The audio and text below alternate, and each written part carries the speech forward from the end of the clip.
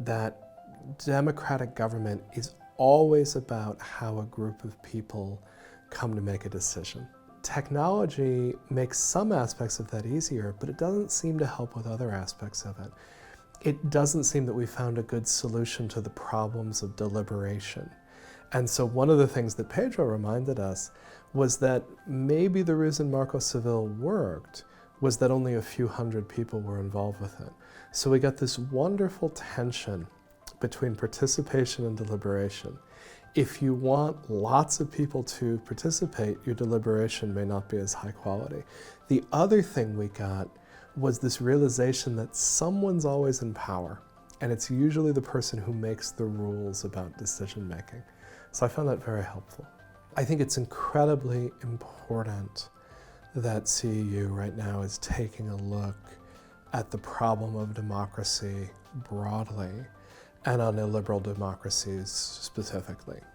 And I think even just having the language to talk about states where they have the appearance of democracy but not always the functioning of democracy as an incredibly helpful concept for us to think about and engage with.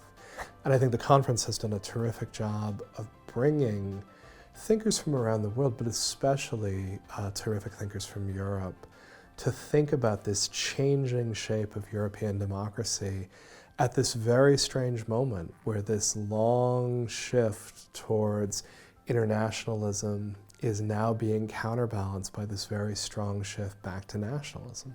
So throughout my research, I'm seeing young people in particular show less interest in politics and more interest in civics. So the notion of joining an official political party, running for office, even voting, these are less interesting to people than other forms of civic engagement.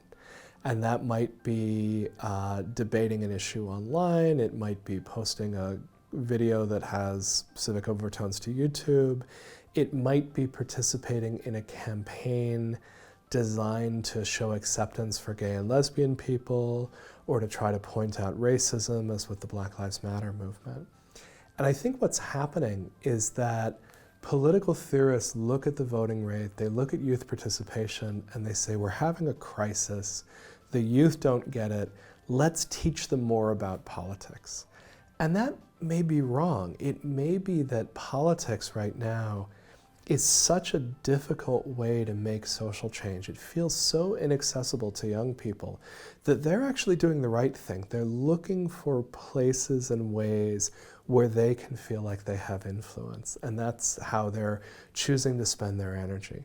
So I think understanding that turning away from politics, particularly at a moment where it's become highly professionalized and also looks like it's very difficult to make change through that particular lever, it makes perfect sense that you see people embracing these other civic strategies rather than trying to make directly political change. A few years ago, Russia was having the problem of terrible wildfires, and there was not much response from the Moscow government.